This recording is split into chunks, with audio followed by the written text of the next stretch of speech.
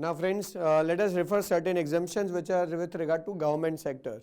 So services provided to government. Under that there is a specific entry which is 9C for which an amendment has been brought. So let us just try and talk about that service entry 9C. Now that very clearly says where supply of services is by any government entity. So very clearly who is providing services, so there is some government entity, and they are providing services to whom? So they are providing services either to central government or to state government or to local authorities or even union territory. And in regard to that service which a government entity is providing to central government or a state government or a local authority or such other entities for which an entire consideration is received from central government, state government, local authority or union territory by way of a grant or in form of a grant. मैं वापस बोल रहा हूँ पूरा point. Who is providing services? Some government entity. Who is providing services? Some government entity. So government ने specifically कोई entity बनाई है for conducting some businesses. जैसे कि example के तौर पे मैं बोल सकता हूँ, I mean like for example Ahmedabad municipal corporation ने अभी recently अहमदाबाद में एक पूरा मार्केट सेट किया था for doing the businesses where they have invited lot of stalls and other things across the India. A lot of I mean even some multinational companies were also there. They have set up their stall and food I mean sorry not food but all the business kind of business mela kind of thing was organized by Ahmedabad Municipal Corporation. Now basically Ahmedabad Municipal Corporation has created a specific entity for organizing this business mela. That entity on behalf of local authority, that is Ahmedabad Municipal Corporation, has organized the entire mela, and the entire consideration has been given by the that Ahmedabad Municipal Corporation in form of grant. Almost I think कुछ 5 करोड़ रुपए का grant दिया था Ahmedabad Municipal Corporation ने to that entity for conducting the entire business mela. So the point is very clear that services are provided by a government entity, a specific entity formed to do this kind of business. You know, I may give an example for example like मान लीजिए कि ये BRTS जो है अहमदाबाद में वो BRTS के लिए एक अलग से कंपनी फॉर्म किया हुआ है which is considered as a government entity, and that entity is providing services to the municipal corporation with regard to transportation across India, in for which if I assume that entire consideration actually तो they are charging per person, and I mean like BRTS की जो company है वो per person consideration receive कर रही है, but मान लो कि ये सर्विसेज के लिए उन्हें entire consideration government of India की तरफ से मिले या स्टेट गवर्नमेंट की तरफ से मिले या म्यूनसिपल कॉर्पोरेशन की तरफ से मिले इन फॉर्म ऑफ ग्रांट, तो ये पूरी सर्विसेज एग्जम्प्ट हो जाएगी. सो सर्विस कौन प्रोवाइड करता है? तो क्या गवर्नमेंट एंटिटी. किसको प्रोवाइड करता है? तो क्या again central government, state government या यूनियन टेरिटरी या लोकल अथॉरिटी. और उसके लिए कंसिडरेशन भी कौन देता है? तो क्या central government, state government, union territory और uh local authority, but they are giving consideration in form of grant for doing the entire project, then it is straight away eligible for exemption.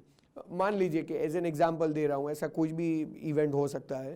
For example मान लो कि Ahmedabad municipal corporation पूरे गुजरात के लिए या पूरे अहमदाबाद के लिए या इवन स्टेट गवर्नमेंट पूरे गुजरात के लिए कोई क्रिकेट टूर्नामेंट ऑर्गेनाइज करता है और उसके लिए huge amount in form of grant या तो गुजरात गवर्नमेंट देता है या तो AMC देता है या तो सेंट्रल गवर्नमेंट देता है just to promote the cricket in the country.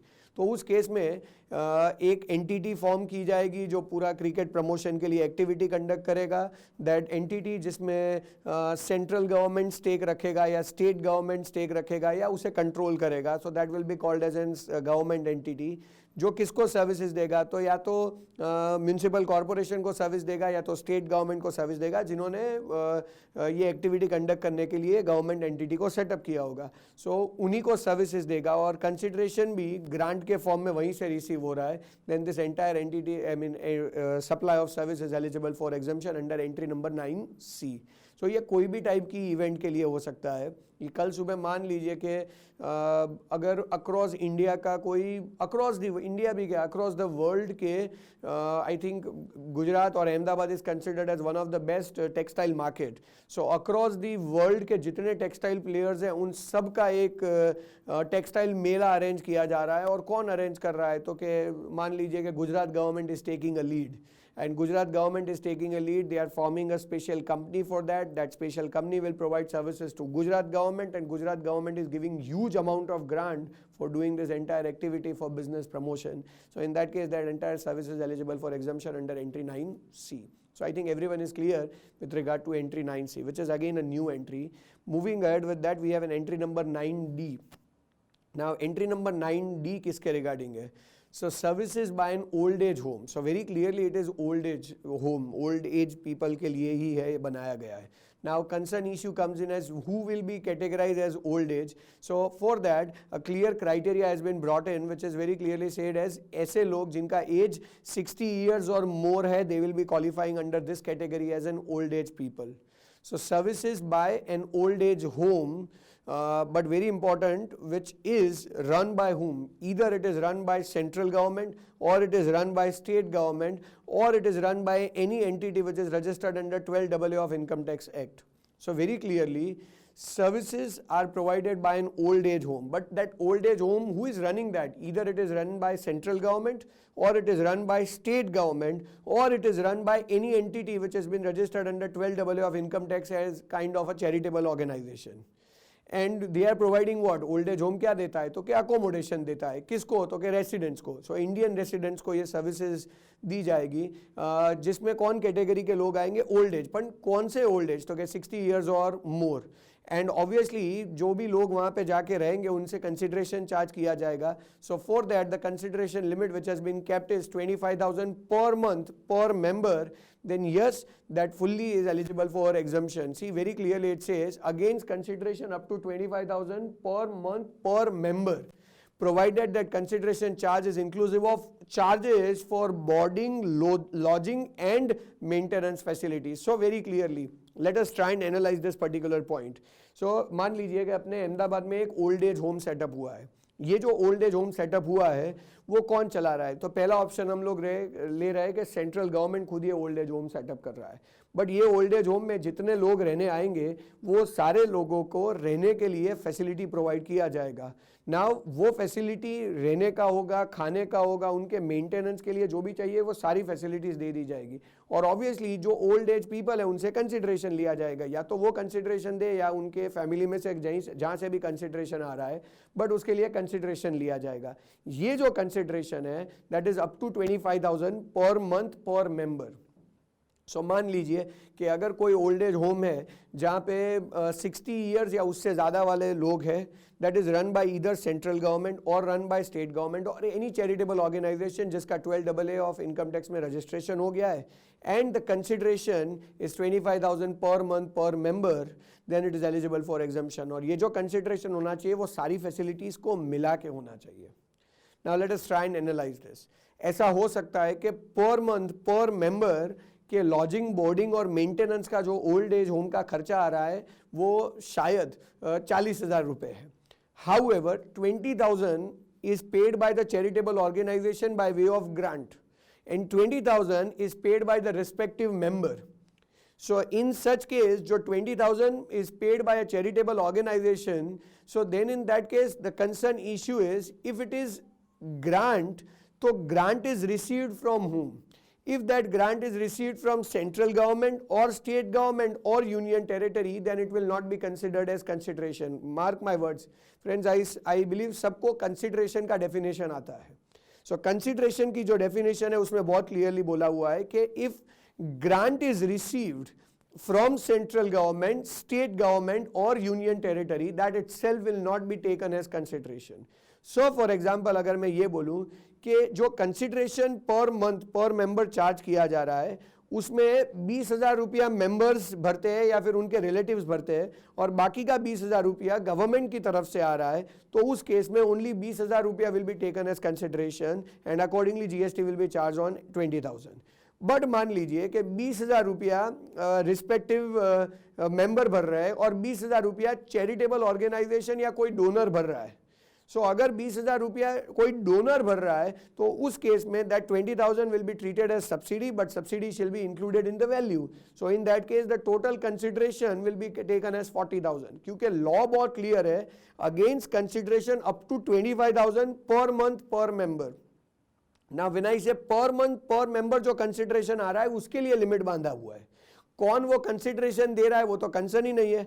सो अगर मान लीजिए कि कंसिडरेशन पर मंथ पर मेंबर 25,000 है, सो अगर कंसिडरेशन एक्चुअल में 25,000 से नीचे है तो वो straight away eligible for exemption है. बट अगर कंसिडरेशन उससे ऊपर है बट जिसमें कुछ कंसिडरेशन मेंबर्स दे रहे हैं और कुछ कंसिडरेशन अदरवाइज आ रहा है, तो उस केस में हम लोगों को ये देखना पड़ेगा कि जो अदरवाइज कंसिडरेशन आ रहा है, जो ग्रांट है, जो डोनेशन है, वो गवर्नमेंट की तरफ से आ रहा है. अगर गवर्नमेंट की तरफ से आ रहा है तो I am sorry it will never be taken as consideration. But वो अदर देन गवर्नमेंट की तरफ से आ रहा है तो then it will be taken as consideration and accordingly GST should be charged on that component. Reason is exemption तभी है when consideration is up to 25,000 per month per member. So अलग अलग situations को अगर मैं एक बार वापस बता दूं, अगर मान लीजिए कि एक्चुअल कंसिडरेशन जो आ रहा है from members as well as from other, जहां से भी आ रहा है, कंसिडरेशन अगर 25,000 से नीचे आ रहा है तो कोई क्वेश्चन नहीं है.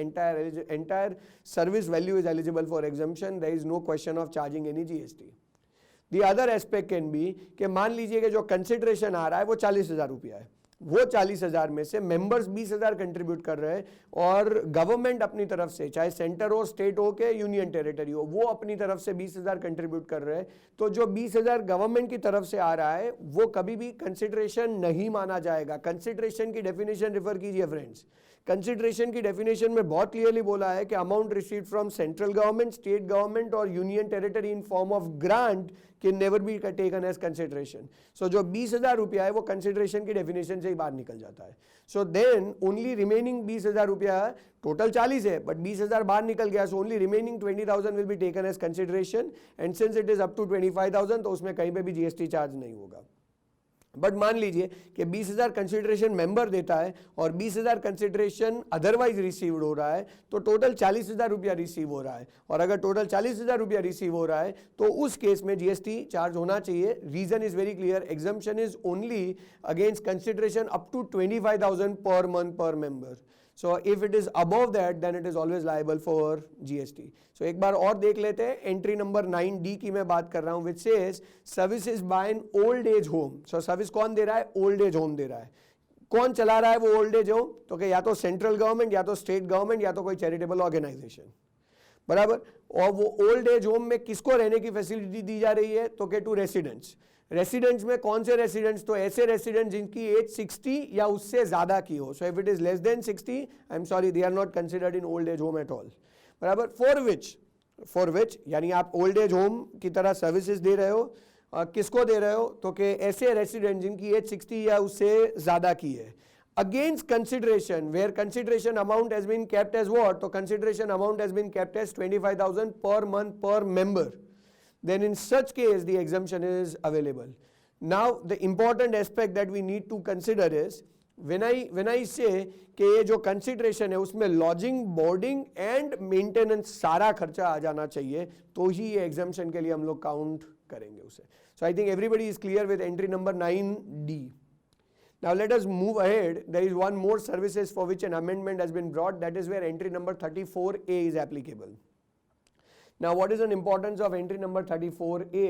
So again it is services provided by government and it is nothing but an assurance. I think as of now I can give you a best example in form of Air India. Can I say Air India will be considered as a government undertaking?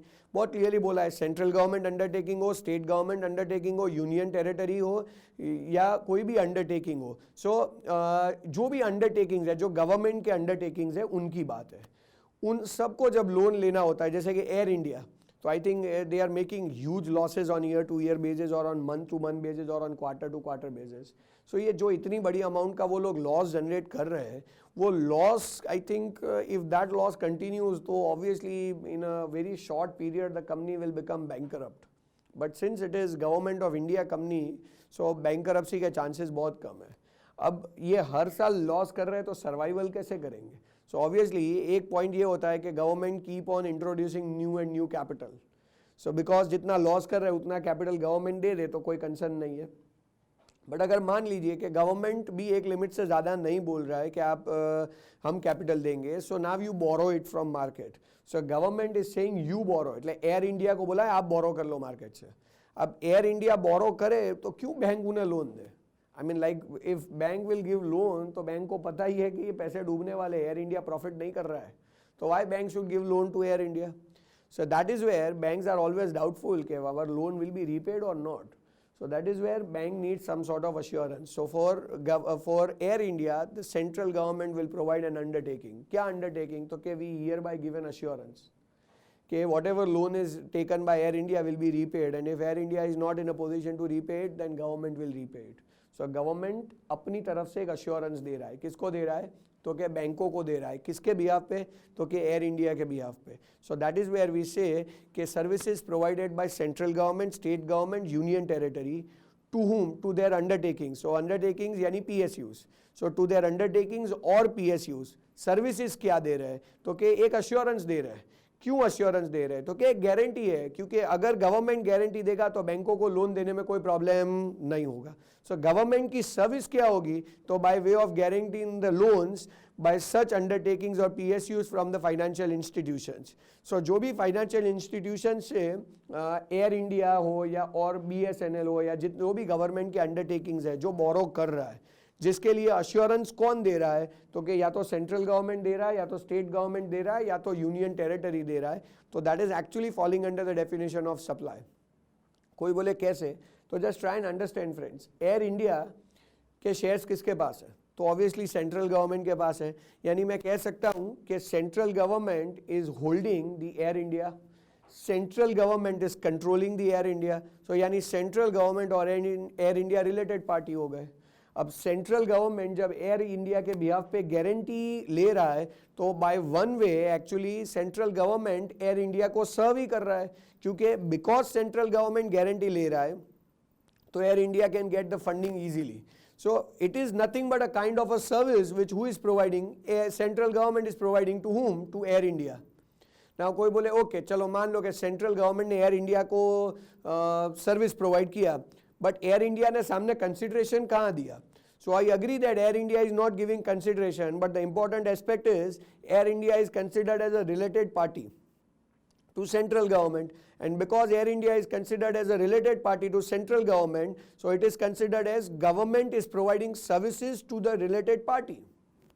So you can apply accordingly schedule 1 because government is providing services to related party, so it's a supply of services between related party and it is in course or furtherance of business. So even if it is not, even if no consideration is received as per schedule 1, जो second entry है that is very clearly getting attracted because it's a supply of goods और services between related party और distinct person in course और furtherance of business.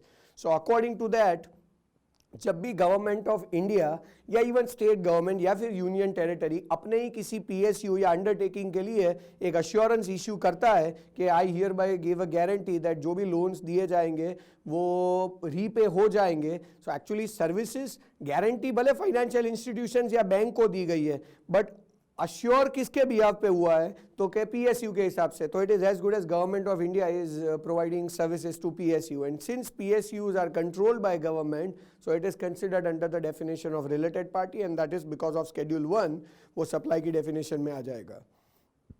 तो जब government PSUs को services देगा तो it is as good as government is supplying goods और services to PSUs which will attract GST. But वो ना हो उसी के लिए ये एंट्री नंबर 34A अप्लाई होता है जो स्पेसिफिकली इस इवेंट को एग्जम्पशन ग्रांट कर रहा है। So I think everybody is clear with entry number 34A. Let us move towards the subsequent entry. There is one more entry where the government services are eligible for exemption. Yes friends, last entry under the government exemption or government services exemption, that is entry 65B. Now let us first theoretically discuss the basic component, and then there is an extra component also in this entry, but let us first try and talk about the basic component. So it very clearly says services provided by state government. So let us say this is purely with regard to state government. Services provided by state government to excess royalty collection contractors. So who is providing services? Government. To whom they are providing services? They are called ERCCs, known as excess royalty collection contractors. What type of services? It says services by way of assigning them right to collect the royalty on behalf of state government. So government, state government is allowing ERCCs, which are called as excess royalty collection contractors, to collect royalty on behalf of state government. From whom? So okay, from mining leaseholders. So basically, what is an entire point? So let us try and understand that. So we have we have a state government with us, and we also have mining leaseholders. So basically, there is a government, state government is allowing mining leaseholders. So I think everybody is aware that mines and other thing are natural resources. And ye natural resources ko basically they belong to government. So state government is allowing whom? So mining leaseholders कि okay हम आपको long term lease पे beading होगा, beading में जो जिसको mines मिलेंगे allocate होगा, जिसका हाईएस्ट बीडिंग होगा उसको अकॉर्डिंगली माइन अलोकेट कर दिया जाएगा कि ओके यहाँ पे आप माइनिंग एक्टिविटीज़ करें और उसे बेचें और बेच के आप अर्न करें और आप जो अमाउंट का अर्निंग करेंगे वो अमाउंट में से कुछ ना कुछ रॉयल्टी आप हमें पे कीजिए. सो फॉर एग्जांपल गवर्नमेंट टेंडर निकालेगा कि भाई ओके यहाँ पे एक माइन है 100 किलोमीटर दूर यहाँ से और उसको एक्सप्लोर करने का हम लोग राइट देना चाहते हैं, तो whosoever is interested should bid for that. So अलग अलग लोग बिड करेंगे. मान लीजिए कि उसमें एक जन को बिड अलोकेट हुआ है जिसने बोला है कि भाई मैं 10 साल के लिए माइन लूँगा जहाँ पे मैं टोटल 100 करोड़ रुपए दूंगा. So the point is government will get a revenue of 100 crore from that mining lease holder. Now the point is that 100 crore is what that person will pay out of the earnings that he will do. So for example, वो 100 crore government को देगा, but 100 crore कहाँ से देगा? So the point is वो खुद mine explore करेगा और एक्सप्लोर करके उसमें से लाइक कोल माइन होगा तो कोल निकालेगा, पत्थरों की माइन होगी तो पत्थर निकालेगा, सैंड जो भी हो लाइक वो वहाँ से एक्सप्लोर करेगा, वो उस चीज़ों को बेचेगा, वो उसमें से कमाएगा और वो जो कमाएगा उसमें से 100 करोड़ मे बी हर साल 10 करोड़ या at a one stage 100 crore या मे बी ऐसा भी हो सकता है कि हर साल का जो टर्नओवर है उसका 10% या जो भी अग्री हुआ है उस फॉर्म में वो रॉयल्टी गवर्नमेंट ऑफ इंडिया को पे करेगा. नाउ ये रॉयल्टी कलेक्शन का काम गवर्नमेंट इंडिया प्राइवेट एजेंसीज को दे रहा है which are called as ERCCs और rather they are called RCCs called royalty collection contractors. ये गवर्नमेंट ऑफ इंडिया की बिहाफ पे वो माइनिंग लीज होल्डर को कंट्रोल करेंगे और जो भी एक्सप्लोर किया जाएगा बेचा जाएगा उसमें से जो रॉयल्टी कलेक्ट करना होगा वो गवर्नमेंट ऑफ इंडिया के बिहाफ पे ये लोग कलेक्ट करेंगे. सो that means government of India नहीं और स्टेट गवर्नमेंट के बिहाफ पे वो कलेक्ट करेंगे. सो स्टेट गवर्नमेंट ने माइनिंग लीज होल्डर्स को माइंस एक्सप्लोर करने का राइट दिया. उसके सामने लीज होल्डर्स रॉयल्टी पे करेंगे. Royalty should actually go to the government only, but यहाँ पे मैकेनिज्म थोड़ा अलग बनाया है कि mining lease holders directly government को रॉयल्टी नहीं देंगे, रादर माइनिंग लीज होल्डर से ये रॉयल्टी कलेक्ट करने का काम है रॉयल्टी कलेक्शन कॉन्ट्रैक्टर्स का. एंड ये जो रॉयल्टी कलेक्शन कॉन्ट्रैक्टर्स हैं वो जो रॉयल्टी कलेक्ट करेंगे वो अल्टीमेटली गवर्नमेंट ऑफ इंडिया को दे देंगे out of except the commission component that they are earning for that. तो वो कुछ कमीशन लेंगे as a collection agent and बाकी का अमाउंट गवर्नमेंट ऑफ इंडिया को रीएम्बर्स कर देंगे. तो जो एक्चुअल एग्जम्पशन है यहाँ पे एंट्री 65B में वो किसकी सर्विसेज के रिगार्डिंग है? तो स्टेट गवर्नमेंट ने जो सर्विसेज दी किसको? तो कि स्टेट गवर्नमेंट ने जो सर्विसेज दी to this ERCC. So state government ने ERCC को ऑथोराइज किया कि आप हमारे बिहाफ पे ये कलेक्ट करो और ये कलेक्शन का जो भी अमाउंट होगा उसके लिए आप कंसिडरेशन चार्ज करेंगे. So services provided by state government to ERCC by assigning the right to collect the royalty on behalf of state government. So state government has allowed ERCC to collect the royalty on their behalf. And ultimately ये royalty कहाँ से collect किया जाएगा? mining leaseholder से. तो ये जो state government ERCC को services दे रहा है उसके लिए ये पूरा exemption available है. Under which category? Under entry number 65B. Now the important aspect is ये जो भी services ERCC को दी जा रही है with regard to royalty collection, so for that there is an exemption. Like this is an exemption, but there is a specific entry created in that regard. So let us try and understand what is that entry for better clarification. So as you can refer entry number 65B, it says services supplied by a state government to access royalty collection contractors by way of assigning the right to collect the royalty on behalf of state government on the minerals dispatched by the mining leaseholders. Now the point is very clear that mining leaseholders will explore the mines and will sell the minerals, whatever they will generate, and will earn out of it, and then they will pay the royalty. They should actually pay the royalty to the state government, but now state government has appointed royalty collection contractors to collect the royalty on their behalf, and ultimately they will once they will collect the royalty, they will keep their commission and remaining amount they will give to state government. तो ये जो services होगी जहाँ पे royalty collection contractors royalty collect करके state government को पे करेंगे, that is eligible for exemption. But a specific entry has been added further, which very clearly says, however से friends point पढ़िएगा, बहुत clearly बोला है, at the end of the contract period, ERCC shall submit an account to the state government and certify that amount of GST deposited by mining leaseholders on royalty is more than the GST exempted on the services provided by state government to ERCC of assignment of right to collect the royalty. So let us try and understand this. कि जो mining lease holders है वो mines को explore करेंगे, उसमें से जो minerals निकलेंगे वो बेचेंगे और उसमें से बेसिकली जीएसटी चार्ज होगा. कोई बोले कैसे, तो क्या माइनिंग लीज होल्डर्स है जिन्होंने माइंस को एक्सप्लोर किया है, एक्सप्लोर करके उन्होंने जो मिनरल्स मिले होंगे उसे बेचा होगा और सामने उन्हें कंसिडरेशन मिला होगा. So obviously that would result into supply. Let us take an example. There is an XYZ mining leaseholder. They got a license to explore a coal mine. So they explored that. They sold huge amount of coal during that period, and let us say they received a huge amount of consideration for that. So this is purely a definition of supply, because XYZ leaseholders have sold the minerals and have received a consideration. So on that they have to pay GST. Now this very clearly says that the total GST paid by the mining leaseholder, the total GST paid by the mining leaseholder, you can read that in second line and third line, that says amount of GST deposited by mining leaseholders on royalty is more than GST exempted. So basically the important aspect is that what is the total amount on which the leaseholders are depositing the GST, and what is the total amount on which the ERCC are getting exemption. For example, let us say the mining leaseholders are depositing the GST on the total value of, let's say, 200 crore, and the ERCCs are collecting royalty on let us say a fixed amount of maybe 100 CR. Then in that case what will happen is the exemption has been granted on 100 CR while the GST has been deposited by mining leaseholder on 200 CR. And that is logically correct if you understand that 200 CR में से ही 100 CR जा रहा है towards royalty. So if on 200 CR the GST has been already charged, then there is no question of again charging the GST on 100 CR amount.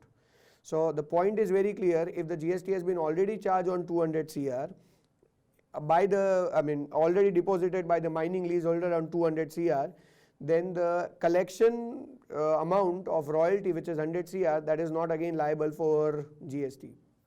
But let us say, put an assumption that the total GST deposited by the mining leaseholder is on 100 CR while the total royalty on which the exemption has been granted, which can happen because the royalty amount is to be bid by the leaseholder in well in advance. So let us say at the time of giving the tender, at the time of tender, he has bid that I'll pay as a royalty towards 150 CR for getting the this lease for 10 years. So I'll pay royalty worth 150 CR. Now on the total amount of minerals that he has exported, that he has explored and sold is only 100 CR, and on 100 CR he is depositing the GST while the exemption is available on royalty, which is on 150 CR, then technically this is going to be a big trouble. Let us try and understand that in our own formula to get the better answer, or in our own chart to get the better answer. Let us say in the same example, if I say that the mining leaseholders who have originally bid the tender, I mean when they have considered the tender and accordingly they have bid that okay, for allowing us the access of this mine, we are going to give you 100 CR as royalty for 10 years. Now the important aspect is what is the total amount of mines that they have explored. So for example, they did an actual exploration activity for 10 years, and what is the total amount of minerals that they have sold out of it? Is it more than 100 CR or is it less than 100 CR?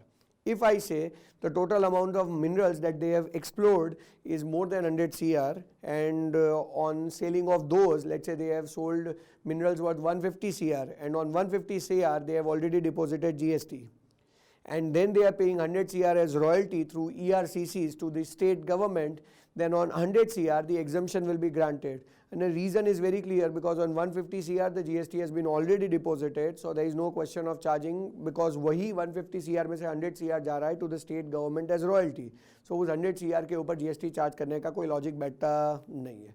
But अगर मान लीजिए कि जो bid तो इन लोगों ने 100 CR का पहले ही दिन कर दिया था, अब माइनिंग करके जो एक्सप्लोर कर रहे हैं वो, और वो जो टोटल मिनरल्स मिल रहे हैं जो उसे बेच रहे हैं, उससे जो अमाउंट जनरेट हो रहा है वो 75 CR है. तो अगर 75 CR के ऊपर mining lease holders GST deposit कर रहे हैं, जबकि जो रॉयल्टी जिसके ऊपर एग्जम्पशन अवेलेबल है वो 100 CR का अमाउंट है, then in that case there will be a problem. That is where we need to again go back to the theoretical provision to identify the answer. So let us again read from the same position, second line से ही read करना start करते हैं, that the amount of GST deposited by mining leaseholders on royalty is more than the GST exempted on the services provided by the state government. So if that happens, that the mining leaseholders are depositing the GST on 150 CR and that is more than the exemption of 100 CR which is granted by state government, then in that case there is no extra component, the entire service gets over. However, let us see, we can start it from the somewhere in sixth line, this very somewhere in fifth line very clearly says end करके एक point दिया है, which says where such amount of GST paid by mining leaseholder is less than the amount of GST exempted. So mining leaseholders have paid GST on 75 CR while the exemption has been granted on 100 CR. Then the point is the exemption shall be restricted to such amount as is equal to amount of GST paid by the mining leaseholder. So if mining leaseholder has paid GST on 75 CR while the royalty amount on which the exemption was granted is 100 CR, then in that case the exemption amount will not be on 100 CR, rather the exemption amount will get restricted to 75 CR. So because of that ये जो 65B number की entry है जो पूरे 100 CR के royalty के ऊपर exemption दे रहा था, now that exemption limit will get restricted to 75 CR. So remaining 25 CR का जो रॉयल्टी का अमाउंट है उसके ऊपर डेफिनेटली GST चार्ज हो जाएगा. बट ये तभी अप्लाई होगा, the very important point is ये तभी अप्लाई होगा when the total amount deposited bye mining lease holder is less than the amount on which the exemption is granted. If mining leaseholder, let us say exemption is granted on 100 CR for towards royalty, and if mining leaseholders are depositing GST on more than 100 CR amount, then there is no need for exemption, the entire amount is liable for, there is no need for GST, rather the entire amount is eligible for exemption. But if the mining leaseholders are paying GST, depositing GST on lesser amount as compared to the amount on which the exemption has been granted to ERCCs, then yes, definitely the exemption will get restricted to the extent the GST is deposited by mining leaseholder. So I think everyone is clear with entry number 65B.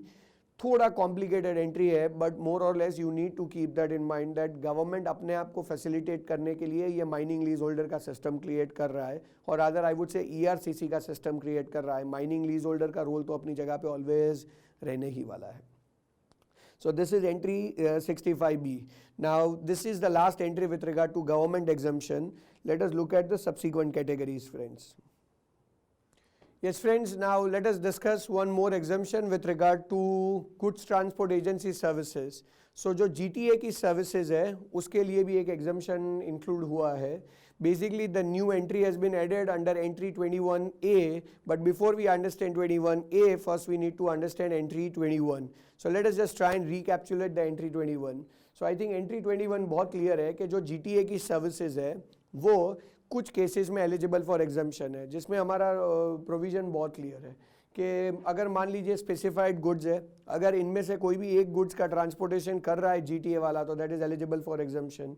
I think everyone is aware of the list. Like first point बहुत clearly mention है, agriculture produce का transportation है, for that exemption is available. Further it very clearly says that no agriculture produce नहीं है but milk है, salt है, I mean like this is what I am saying, milk है, salt है, food grain है, pulses है, rice है, अगर इनमें से किसी का भी ट्रांसपोर्टेशन है then also it is eligible for exemption. Then it very clearly says that organic manures है, ऑर्गेनिक प्रोडक्ट्स है, उनका ट्रांसपोर्टेशन है, it is clearly eligible for exemption. Then I think everyone is clear, newspapers and magazines है, जिसका newspaper I mean जिसका newspaper registered है, उन newspapers और मैगजीन्स का ट्रांसपोर्टेशन है, that is also eligible for exemption. फिर आई थिंक आप सबको ये पता भी होगा कि अगर मान लीजिए कि रिलीफ मटेरियल्स है in case of natural calamities और डिज़ास्टर, जो रिलीफ मटेरियल पहुंचा जा रहा है जो अगेन GTA के थ्रू पहुंचाया जा रहा है, तो that is also eligible for exemption. And there is also an exemption which is with regard to defence goods and defence equipments. So अगर डिफेंस और मिलिट्री के इक्विपमेंट्स अगर उनका ट्रांसपोर्टेशन किया जा रहा है बाय GTA, तो that is also eligible for exemption. So we have already talked about A point, we have talked about D point, E point, F point, G point and H point. तो ये point तो हमने already discuss कर लिए friends. Now there is B point and C point which we need to talk about. So when I say B and C point, तो B point में तो बहुत clear है कि अगर सिंगल कैरेज का जो टोटल फ्रेट है अगर वो 1500 रुपीज़ तक है तो it is eligible for exemption. So मान लीजिए सिंगल कैरेज मीन्स क्या, single journey of a conveyance. So एक कन्वेंस है जो जिसका शेड्यूल्ड डिपार्चर अहमदाबाद है और जिसका डेस्टिनेशन लेट्स से मुंबई है. So it is going from Ahmedabad to Mumbai. Now whether it carries my own goods, only my goods, or it carries 100 people goods, that's not a problem. But the point is, what is the total freight of that single carriage from the departure till the arrival destination? What is the total freight? चाहे ऐसा भी हो सकता है कि कुछ goods जो अहमदाबाद से लोड हुए वो मुंबई ही अनलोड होने वाले, कुछ गुड्स जो इन बिटवीन 3-4 डेस्टिनेशन से वहाँ अनलोड होने वाले, कुछ गुड्स इन बिटवीन लोड होंगे और मुंबई अनलोड होंगे, कुछ इन बिटवीन ही लोड होंगे, कुछ इन बिटवीन ही अनलोड होंगे. That's okay. But the point is, from Ahmedabad to Mumbai, it is considered as a single journey of a conveyance, which is called as single carriage. और ये single carriage का जो total freight है अगर वो 1500 rupees तक है तो पॉइंट नंबर बी के अंदर उसे एग्जाम्पशन मिल जाएगा, और अगर वो 1500 से ज़्यादा है तो उस केस में पॉइंट नंबर बी में एग्जाम्पशन नहीं मिलता है. So we check then point C, जहाँ पे ये बोला है कि सिंगल कंसाइनी का जो फ्रेट है वो अगर 750 तक है तो that is also eligible for exemption. So अगर मान लीजिए कि टोटल फ्रेट 1500 तक है तो बी नंबर के पॉइंट में, सिंगल कैरेज का टोटल फ्रेट 1500 तक है तो बी नंबर के पॉइंट में एग्जाम्पशन मिलेगा. और सिंगल कैरेज का फ्रेट अगर 1500 से ज़्यादा है बट कंसाइनी वाइज अगर वो 750 है तो that is also eligible for exemption. So like मान लीजिए कि एक ही अहमदाबाद से मुंबई का एक जर्नी है एक कन्वेंस का, जिसके अंदर एक ही जन के गुड्स लेके जा रहे हैं तो single consignee I think single consignee यानी जहाँ पे गुड्स कंसाइन हो रहे हैं. सो सिंगल कंसाइनी अगर एक ही है तो उस केस में आपको क्वेश्चन ही नहीं आता है, क्योंकि अगर टोटल फ्रेट 1500 से ज़्यादा है तो सिंगल कंसाइनी का फ्रेट भी 1500 से ज़्यादा ही होगा तो कोई एग्जाम्पशन नहीं मिलेगा. बट अगर मान लीजिए ये पॉइंट ऑफ व्यू आ रहा है कि टोटल फ्रेट 1500 से ज़्यादा है बट मल्टीपल कंसाइनीज इन्वॉल्व है और सिंगल कंसाइनी में फ्रेट 750 से नीचे आ रहा है तो हमको सी नंबर की एंट्री में एग्जाम्पशन मिल जाता है. सो आई थिंक सबको ये एंट्री 21 तक का तो पर्सपेक्टिव बहुत क्लियर है. Now the important part is, let us से ना स्पेसिफाइड गुड्स का ट्रांसपोर्टेशन हो रहा है, ना सिंगल कैरेज का टोटल फ्रेट 1500 रुपये से नीचे आ रहा है या 1500 है, या फिर ना ही 750 पर कंसाइनी क्या कंसेप्ट आ रहा है. मान लो ये कोई भी क्राइटेरिया मैच नहीं हो रहा है तो उस केस में एंट्री 21 में से तो एग्जाम्पशन मिलना रह गया. अब पॉइंट ये आता है कि ओके चलो एंट्री 21 में एग्जम्पशन नहीं मिलेगा. So now the concern issue is who is the recipient of the service. So there is a GTA who is providing services, but who is the recipient of the service? अगर जो recipient of service है वो registered person है क्या unregistered person है, ये बहुत important difference. अगर मान लीजिए कि जो recipient of service है वो registered person है तो उस केस में ये सर्विस के ऊपर टैक्स लगेगा और वो टैक्स अप्लाई हो जाएगा अंडर RCM. मैं बात कर रहा हूं जो रेसिपिएंट ऑफ सर्विस है वो कौन है, रजिस्टर्ड पर्सन है. अगर recipient of service registered person है तो इन that case the tax is payable under RCM. इस केस में मैं बताऊं कौन सा पॉइंट अप्लाई हो जाएगा, एग्जम्पशन नोटिफिकेशन नहीं, अब अप्लाई होगा RCM का notification. Entry number notification number 13/2017 की पहली ही एंट्री है कि services provided by a goods transport agency to any registered person is straight away liable for tax under RCM. सो मैं वापस बोल रहा हूं, देखिए ये सारे में से कोई भी एग्जम्पशन में हम लोग फॉल नहीं हो रहे हैं. सो दैट मीन्स अब वो एग्जम्पशन भूल जाइए. अब ये बताइए कि GTA सर्विस दे रहा है वो किसको दे रहा है, रजिस्टर्ड पर्सन को क्या अनरजिस्टर्ड पर्सन को. अगर रजिस्टर्ड पर्सन को सर्विस दे रहा है तो tax is payable under RCM. Entry number 21 is applicable. Notification number 13/2017 की फर्स्ट एंट्री एप्लीकेबल हो जाती है GTA की, जहां RCM एप्लीकेबल होगा. अगर मान लीजिए कि वो सर्विसेज अनरजिस्टर्ड पर्सन को दे रहा है तो क्या, तो कि अगेन वही नोटिफिकेशन 13/2017 में जो एंट्री नंबर 1 है, mark my words friends, you may refer notification number 13/2017 या फिर हमने थोड़ी देर पहले ही इसमें आपने RCM का चैप्टर रेफर किया हुआ है. आप RCM वाले चैप्टर यानी चार्जिंग सेक्शन वाले चैप्टर में जाके भी एंट्री स्ट्रेट अवे चेक कर सकते हैं. नोटिफिकेशन नंबर 13/2017 में बहुत क्लियर वर्ड्स में ये मेंशन है कि notification number 13/2017 talks about RCM, जिसमें जो फर्स्ट एंट्री है that is with regard to GTA services, जहां पे बहुत क्लियरली बोला हुआ है कि GTA services provided to registered entity will always be liable for tax under RCM. इसके साथ साथ ये भी बोला हुआ है कि अगर वही GTA सर्विसेज चलो रजिस्टर्ड पर्सन को नहीं प्रोवाइड की है, दैट मीन्स अनरजिस्टर्ड पर्सन को प्रोवाइड की है, कोई बोले दैट मीन्स ये पॉइंट आएगा कि services provided by GTA to unregistered person, that is entry number 21A.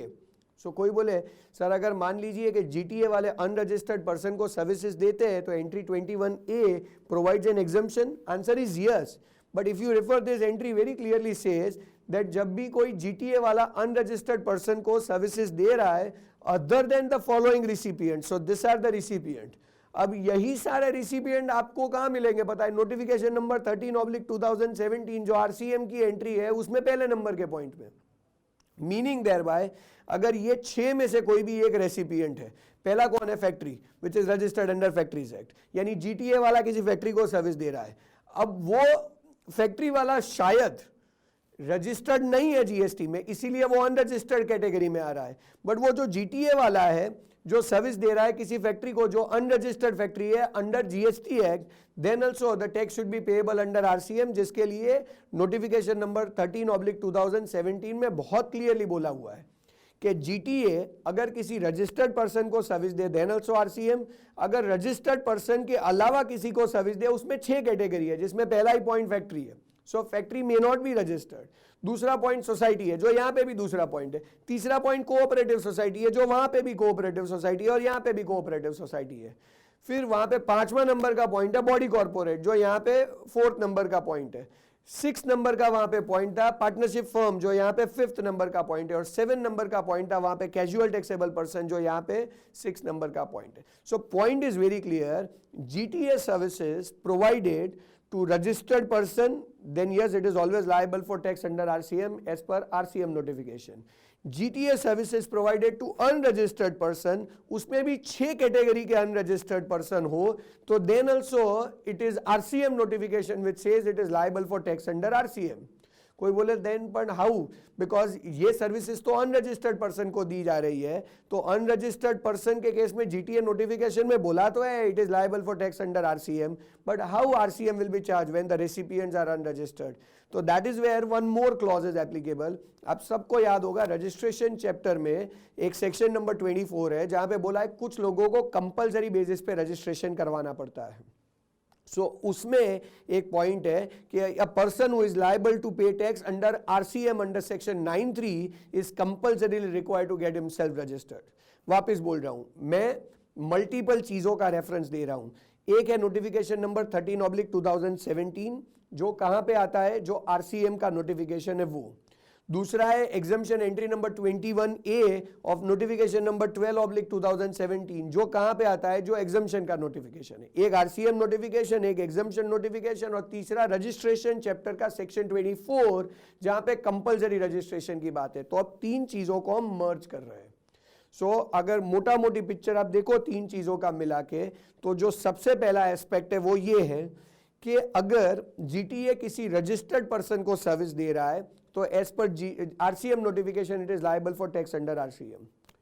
अगर जीटीए अनरजिस्टर्ड पर्सन को सर्विस दे रहा है, जिसमें से ये 6 कैटेगरी के अनरजिस्टर्ड पर्सन होंगे, तो एंट्री 21A एग्जम्पशन नहीं दे रहा है, और जो आरसीएम का नोटिफिकेशन है वो ये बोल रहा है कि it is liable for tax under RCM.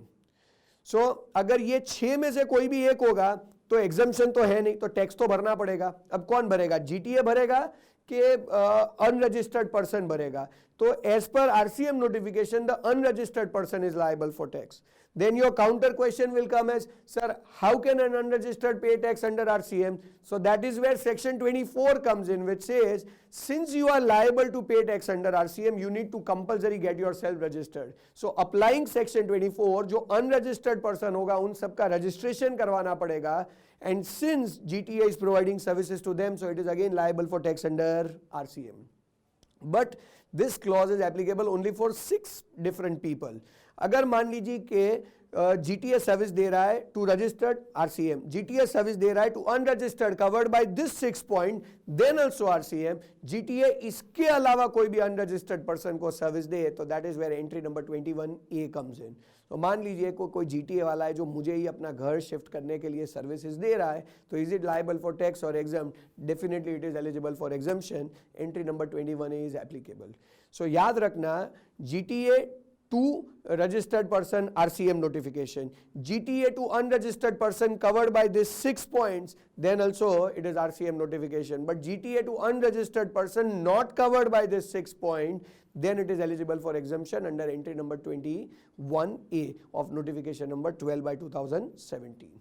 So I think everyone is clear with regard to entry 21A. Let us look at the remaining aspects of the exemption notification.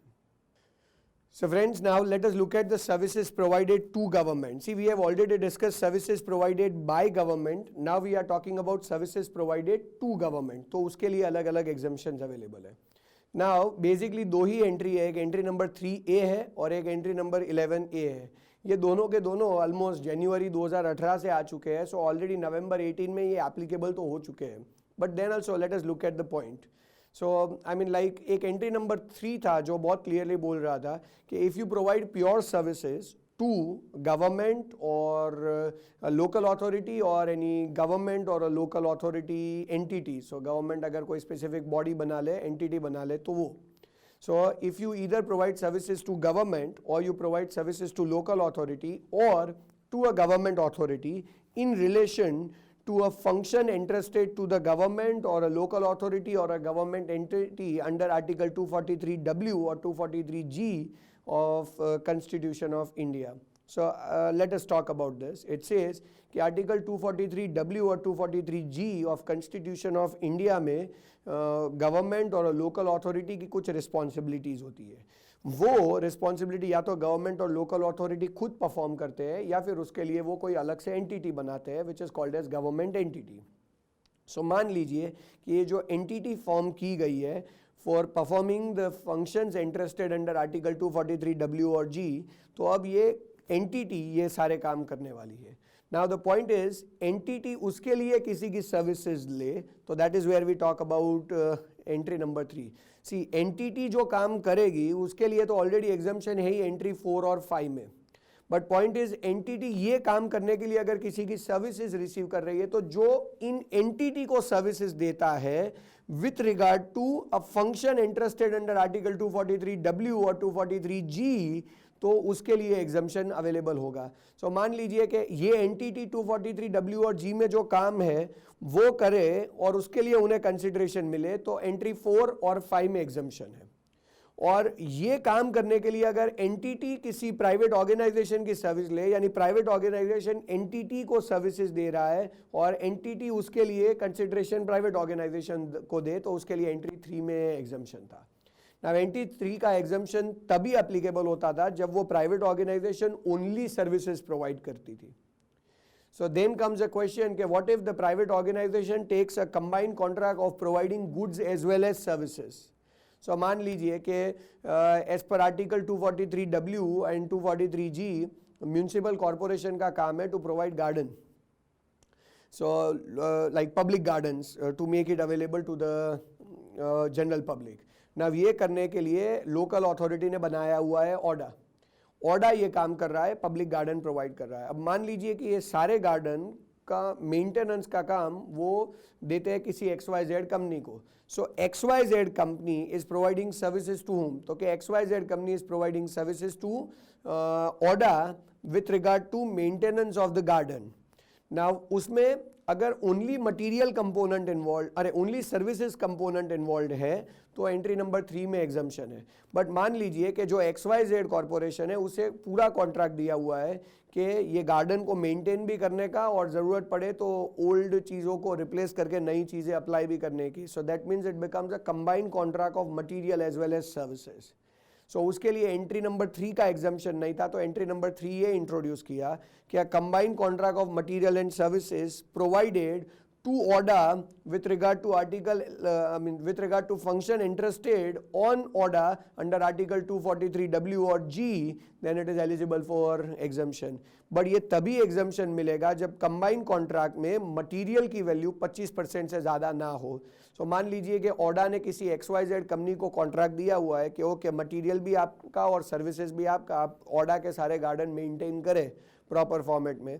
उस case में अगर मान लीजिए कि टोटल कॉन्ट्रैक्ट वैल्यू 1 करोड़ रुपए है तो उसमें जो मटेरियल का कॉन्ट्रैक्ट वैल्यू है वो 25 लाख से ज़्यादा नहीं होना चाहिए। अगर मटेरियल का वैल्यू 25 लाख से ज़्यादा हो रहा है तो उस केस में ये एग्जम्पशन विड्रॉ हो जाएगा। बट अगर मटेरियल का value out of the total contract value is less then 25 lakh तो उस केस में एग्जम्पशन चालू ही रहेगा। So material value out of the total contract value should not be more than 25% और मोर। सो ये ऑलवेज कंडीशन याद में रखना। अच्छा मान लीजिए ये पब्लिक गार्डन की सिक्योरिटी की रिस्पॉन्सिबिलिटी किसी एजेंसी को दे, ABC एजेंसी, तो वो तो ओनली सिक्योरिटी सर्विस यानी प्योर सर्विस देगा, तो उसके लिए तो ऑलरेडी एंट्री नंबर 3 में एग्जम्पशन है ही। बट बिकॉज गार्डन के मेंटेनेंस का कंसर्न है तो उसमें मटीरियल और सर्विसेज दोनों इन्वॉल्व होते हैं, the only relevant condition is the total contract value में मटेरियल की वैल्यू 25% से ज़्यादा नहीं होनी चाहिए। 25% से ज़्यादा अगर होगी तो इन that case entry number 3A में एग्जम्पशन नहीं मिलेगा, और 25% से कम होगी तो एंट्री नंबर 3A में एग्जम्पशन मिल जाएगा। बाकी दोनों क्राइटेरिया एंट्री 3 और 3A के सेम ही है। The only difference is entry 3 talks about pure services and entry 3A talks about the composite supply of material as well as services where the value of material is not more than 25% of the total contract value. So I think everyone is clear with entry 3A. There is one more entry which is entry 11A which is clearly related to the public distribution system. So I believe सबको पता है कि वो जो ration shop या fair price shop है जिसके through government subsidise rate पे फूड और अदर चीज़ें पब्लिक को डिस्ट्रीब्यूट करवाता है। So basically this fair prices shops or ration shops are providing services to government in relation to distribution of food price at a subsidized rate. और because fair prices shop और ration shops government को services दे रहे हैं for distribution of food, so ultimately government उन्हें कुछ ना कुछ commission दे रहा है। तो ये जो कमीशन फेयर प्राइजेस शॉप वाले अर्न कर रहे हैं for distribution of food at subsidise rate that is straight away eligible for exemption, उसी के लिए एंट्री नंबर 11A है। आई डोंट थिंक सो इसके लिए कोई बेटर एक्सप्लेनेशन की ज़रूरत है। Just keep this in mind, the fair prices shop people are earning commission from government with regard to the food distribution work that they do, and whatever commission that they are earning out of it is always considered as part of the GST, because ultimately वो fair prices shop वाले services दे रहे हैं और सामने उनको government की तरफ से consideration मिल रहा है in form of commission. So actually वो supply के component में तो आ ही जाता है, but because entry number 11A में उसे exemption दिया हुआ है तो उसके लिए कहीं पे भी GST charge होने वाला नहीं है। So I think everyone is clear with regard to entry number 11A. With that we understand कि services provided to government में कहाँ कहाँ exemption available है। Let us look at the remaining exemption of this chapter. Yes friends, now let us talk about few more exemptions. Now I think one of the small point that we should consider is services with regard to RTI. I mean, like everybody understands that under RTI, that is Right to Information Act, you can ask for certain type of information to with regard to various transactions entered by government or government departments. So you just need to apply for that. You just need to make an application for that. Now there are prescribed charges for that. Nominal amount का charges है friend, कुछ 10 रुपया या 15 रुपया या 20 रुपये का charges है when you apply for RTI. So when you apply for some information, so they will take some nominal amount of charges. So basically they are providing you information and you are paying them consideration, which falls under the definition of supply. But for that an exemption has been granted. A specific entry has been introduced, which is entry number 65A, which says services by way of providing information under the RTI Act is eligible for exemption. So जो government की bodies है या जो government का department है जो information provide करेगा, I mean like basically you will apply for information, so they will provide information. So when they provide information, against that you give them application fees, which is consideration. And basically वो government का main business तो नहीं है, but जो business transactions वो कर रहे हैं उसी की इन्फॉर्मेशन है. So obviously this becomes an incidental और ancillary activity, and because of that it also falls under the definition of business. So वो इन्फॉर्मेशन दे के सप्लाई कर रहे हैं, आप एज अ रेसिपिएंट कंसिडरेशन दे रहे हो, और वो जो कर रहे हैं वो इंसिडेंटल और ancillary to their main business है. So basically it falls under the meaning of the term supply, and that is why it is liable for GST. However, there is entry number 65A which provides a clear exemption. So उस जगह पे आपको कहीं पे भी tax भरने की ज़रूरत नहीं है. Let us talk about something more then. There is one more exemption which is again a kind of a clarification. It is entry number 47A. Actually entry number 47 में already almost ये point cover हो जाता है. Like आप लोगों को अगर friends याद हो, एंट्री नंबर 47 बहुत क्लियर है कि जब हम लोग गवर्नमेंट से जो स्टेचुटरी रजिस्ट्रेशन है उसके लिए अप्लाई करते हैं, जैसे कि अगर बिजनेस करना है तो आपको इनकम टैक्स का पैन कार्ड लेना पड़ता है, जीएसटी में GSTIN लेना पड़ता है, कंपनीज एक्ट में CIN लेना पड़ता है. सो ये जो सारे स्टेचुटरी रजिस्ट्रेशन है जिसके लिए हम अप्लाई करते हैं, तो उसके लिए अगर कोई फीस चार्ज होती है, so I mean I am not saying fees that you pay to agents और consultants who are helping you to get the registration. I am talking about fees that you pay to the bodies. जैसे कि भाई अगर मान लो कि GST के लिए रजिस्ट्रेशन के लिए अप्लाई करो, मान लो कि ऐसा है, एक्चुअल में ऐसा है नहीं, बट मान लो कि there is a prescribe fees of 100 rupees. So when you apply for GST registration you have to pay 100 rupees. So whether that is liable for GST और नॉट.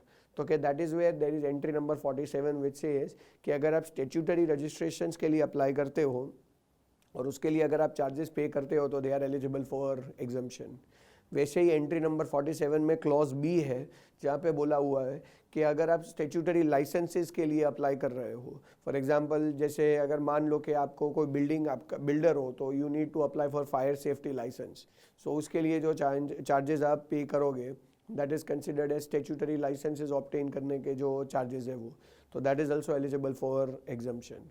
नाउ उसी पॉइंट में एक specific clarification at a later stage लाया गया है which is entry 47A which says FSSAI का licence अगर आप ऑब्टेन कर रहे हो, सो मान लो कि अगर आप खाने पीने के रिगार्डिंग कुछ गुड्स बना रहे हो या कुछ गुड्स सर्व कर रहे हो, so I mean like you are dealing in food product और यू आर रनिंग रेस्टोरेंट और you are running a small food outlet, something like that. So you need to obtain an FSSAI license which is considered as Food Safety Standards Authority of India.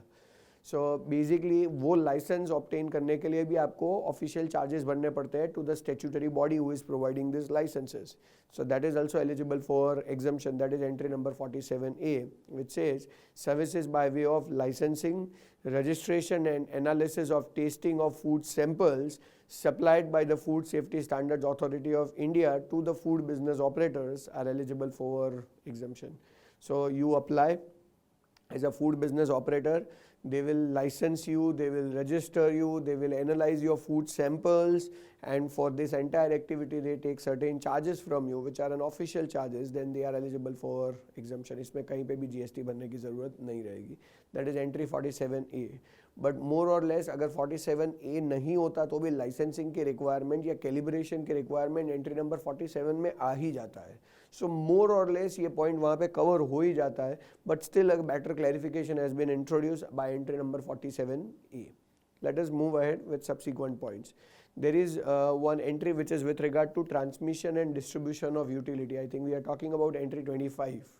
So जो 25 number की entry है technically वो तो पहले से है, but उसमें just एक क्लैरिफिकेशन लेटर स्टेज पे ऐड किया हुआ है, which says that transmission or distribution of electricity by an electricity transmission distribution utility is always eligible for exemption.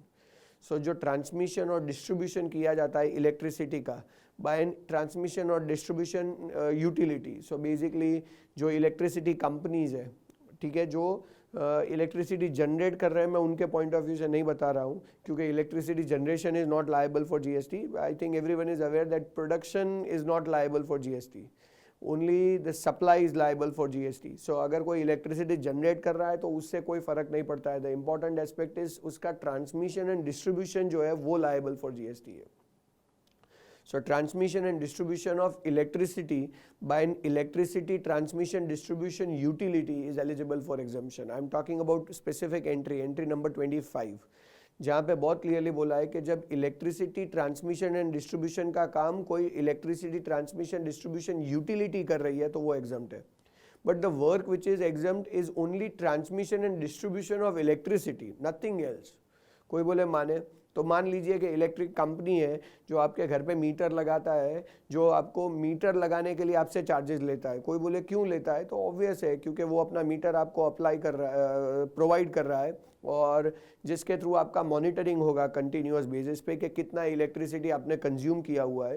तो वो जो मीटर के चार्जेस है they are not eligible for exemption. Only the charges which is with regard to transmission and distribution. So मान लीजिए कि उन्होंने जितना इलेक्ट्रिसिटी आपको ट्रांसमिट किया उसके लिए वो जो चार्जेस लेते हैं that is eligible for exemption. But कितना इलेक्ट्रिसिटी ट्रांसमिट किया है वो चेक करने के लिए वो मीटर लगाते हैं. वो जब मीटर लगाएंगे उस टाइम पे जो चार्जेस आपसे लेंगे उसके लिए कोई एग्जम्पशन अवेलेबल नहीं है. सो वेरी क्लियरली सीबीआईसी ने ये क्लैरिफाई किया हुआ है कि जो other services transmission distribution and electricity companies आपसे प्रोवाइड करती है वो सारी सर्विसेज के लिए जीएसटी एप्लीकेबल होगा. जैसे कि मैंने बताया कि application fee for releasing connection of electricity, तो फॉर एग्जांपल मान लीजिए कि आपने 2-3 महीने 6 महीने से बिल नहीं भरा है तो उन्होंने आपका कनेक्शन कट कर दिया है ना. जब आप वो रीस्टार्ट करना चाहोगे तो आप एक एप्लीकेशन सबमिट करोगे तो उसके लिए वो चार्जेस लेते हैं, तो that is liable for GST. फिर rental charges for against the metering equipment, जो मीटर के चार्जेस है वो that is also liable for GST. Testing fees for meters और ट्रांसफॉर्मर्स और कैपेसिटर्स. सो मान लीजिए कि आप कंप्लेन करते हो कि मेरा बिल बहुत ज़्यादा आता है, so accordingly electricity transmission distribution company का कोई बंदा है जो आपके वहाँ पे आता है मीटर चेक करने के लिए, उसको टेस्टिंग करता है, उसका कैलिब्रेशन करता है, उस टाइम पे वो आपसे चार्जेस लेता है, तो that is also liable for GST. मान लीजिए आपको मीटर शिफ्ट करवाना है from one place to another place, तो उसके लेबर चार्जेस वो आपसे लेते हैं, तो that is also liable for GST. मान लीजिए आप डुप्लीकेट बिल डिमांड करते हो, उसके लिए वो आपसे चार्जेस लेते हैं, तो that is also liable for GST. मान लीजिए कि आप ड्यू डेट पे इलेक्ट्रिसिटी का बिल नहीं भरते हो तो डिफ़ॉल्ट के लिए वो आपसे लेट पेमेंट चार्जेस लेते हैं, that is also liable for GST. So all the ancillary activities are liable for GST. Only the activity which is exempt is transmission and distribution of electricity, and उसके लिए जो charges लिए जाएंगे उसमें कहीं पे भी जीएसटी नहीं होगा. So I think everybody understands this entry number 25. There is one more entry with regard to electricity transmission distribution. Let us talk about that. So that entry is basically entry number 10A. Now basically it relates to two aspects. It is not only related to electricity transmission distribution, it is also related to the construction aspect. So both the aspects are involved together. Now this says कि जो electricity transmission utility company है या electricity distribution utility company है जो electricity distribute करने के लिए electricity के पोल और उसके वायर्स एंड केबल से पूरा इंफ्रास्ट्रक्चर रेडी करते हैं.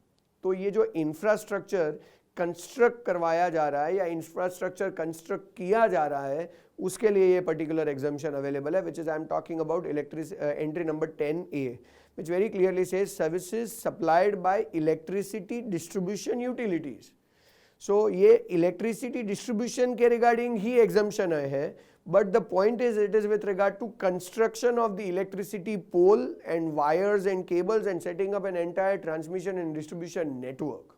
Now this very clearly says that जब इलेक्ट्रिसिटी पोल और वायर्स और केबल्स लगा के पूरा जो नेटवर्क कंस्ट्रक्ट किया जाएगा, वो अगर एग्रीकल्चरल पर्पस के लिए कंस्ट्रक्ट किया जा रहा है बेसिकली, यानी वो कंस्ट्रक्ट किया जाए विलेज एरिया में, क्यों? तो के reason is very clear, so that the electricity can be made available to the every village where agriculture activity is getting done. And specifically this is the point which says that the network is being constructed in relation to the tube wells. So basic object क्या है कि electricity अगर पहुंचाई जाएगी tube wells तक, और because of that वो tube wells को इलेक्ट्रिसिटी से रन किया जाएगा, जो अब तक आई थिंक बहुत सारे केसेस में मोटर से रन किया जाता है जो डीजल से ऑपरेट होती है, उसकी जगह पे अगर इलेक्ट्रिसिटी कनेक्शंस ट्यूब वेल्स तक पहुंच गए, और अगर ट्यूबवेल्स तक पहुंच गए तो ट्यूबवेल्स को इलेक्ट्रिसिटी से रन किया जाएगा, और जिसके कारण पानी इजीली अवेलेबल हो पाएगा, और जिसके कारण एग्रीकल्चरल को प्रमोशन मिलेगा. सो हमें क्या बोला है कि जो डिस्ट्रीब्यूशन का नेटवर्क हम सेटअप कर रहे हैं, कहाँ पे? सो के इन रूरल एरियाज. कहाँ तक का? तो के with for the setup up to tubewell. So tubewell तक इलेक्ट्रिसिटी पहुंचाने के लिए जो इंफ्रास्ट्रक्चर प्रिपेयर किया जा रहा है, जहां पे वायर्स, केबल्स और इलेक्ट्रिसिटी पोल और सब कुछ यूज करके पूरा नेटवर्क इंफ्रास्ट्रक्चर बनाया जाएगा, तो वो जो सर्विसेज है उसके लिए पर्टिकुलर एग्जम्पशन अवेलेबल है. See let us read it. It very clearly says services supplied by electricity distribution utilities, यानी ऐसी कंपनीज जो इलेक्ट्रिसिटी का डिस्ट्रीब्यूशन कर रही है. सो होगा क्या है, एक इलेक्ट्रिसिटी कंपनी होगी जो उसको जनरेट कर रही होगी इलेक्ट्रिसिटी को, फिर एक कंपनी होगी जो उसे ट्रांसमिट करके एक डिस्ट्रीब्यूशन जिसको दिया होगा डिस्ट्रीब्यूशन कंपनी तक पहुंचाएंगे, और जैसे ही डिस्ट्रीब्यूशन कंपनी तक पहुंचेगा वो वहां से उसे डिस्ट्रीब्यूट करेंगे to the end users. So that is where we are talking about electricity distribution utilities. Now distribution जिसको दिया हुआ है वो अगर एंड यूजर्स तक इलेक्ट्रिसिटी डिस्ट्रीब्यूट करना चाहते हैं तो they need to set up their wires and cables which reach to the houses और टू द विलेज एरियाज और to the tube wells wherever, जहाँ पे इलेक्ट्रिसिटी की ज़रूरत होगी, तो उसके लिए उन्हें पुनः नेटवर्क सेटअप करना पड़ेगा. तो for that they need to have a construction element. So that is the further point. It says services supplied by electricity distribution utilities by way of construction, erection, commissioning or installation of infrastructure for extending electricity distribution network up to the tube well of the farmer or agriculture is for agriculture use. So जो पूरा network है उसे tubewell तक extend किया जा रहा है, और उसके लिए हम इलेक्ट्रिसिटी डिस्ट्रीब्यूशन यूटिलिटी को बोल रहे हैं कि भाई प्लीज़ आप हमें ये ट्यूबवेल तक इंफ्रास्ट्रक्चर एक्सटेंड करके दो, और उसके लिए क्या चार्जेस है, जो चार्जेस है बता दीजिए, हम लोग चार्जेस पे करने के लिए रेडी है. सो इलेक्ट्रिसिटी डिस्ट्रीब्यूशन यूटिलिटी हम लोगों को सर्विस देगा, फार्मर लोगों को, एग्रीकल्चरिस्ट को सर्विस देगा. क्या सर्विस देगा? तो जो उनका इलेक्ट्रिसिटी डिस्ट्रीब्यूशन का नेटवर्क है वो उसे एक्सटेंड करके देंगे ट्यूबवेल तक, और उसके लिए जो फार्मर या एग्रीकल्चरिस्ट है वो चार्जेस पे करेंगे. बट द ऑब्जेक्टिव इज कि अगर ये एक्सटेंड हो गया तो ट्यूबवेल को यूज़ किया जाएगा इलेक्ट्रिसिटी से, जिसके कारण इजीली पानी खींचा जाएगा अर्थ नीचे से, और accordingly it is going to help the agricultural objective. तो उसके लिए एंट्री नंबर 10A में स्पेशल एग्जम्पशन डिक्लेयर किया गया है. So I think everybody understand that electricity distribution utilities का जो services है whereby they help extending the electricity network up to the tube well, तो उसके लिए agriculture में exemption available है. So I think everyone understand entry 10A. ये दूसरा entry है जो electricity के regarding है. पहला एंट्री हम लोग ऑलरेडी एंट्री नंबर 25 तो हम पहले ही डिस्कस कर चुके थे, तो ओरिजिनल लॉ में, बट उसके जो खाली क्लैरिफिकेशंस है जो सीबीआई ने आईसी ने बाहर निकाले थे वो भी हमने डिस्कस कर लिए हैं. So I think this are the amendments with regard to electricity. Let us talk about the other amendments. Now friends, let us talk about one more entry. Now it is entry 23A which has been specifically introduced after entry 23. Now basically 23 was what? So like roads and bridges के आगे जो toll tax लगता है उसके लिए ये पूरी entry थी कि अगर आपको रोड पर्टिकुलर यूज़ करना है या ब्रिज पर्टिकुलरली यूज़ करना है जिसके एक्सेस के लिए आपको टोल भरना पड़ेगा. So what will technically happen is roads and bridges का एक्सेस मिलता है on payment of toll. Now that is eligible for exemption under entry number 23.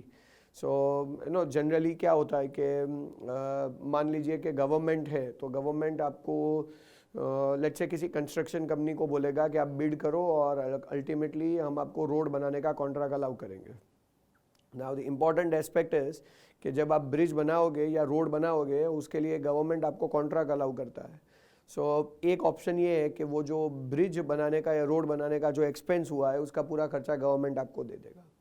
दूसरा ऑप्शन ये होता है कि मान लीजिए कि गवर्नमेंट आपको चार्जेस नहीं देता है, बट गवर्नमेंट आपको ये ऑप्शन देता है कि ओके आने वाले 10 साल तक यहाँ पे टोल कलेक्शन का राइट हम आपको देते हैं।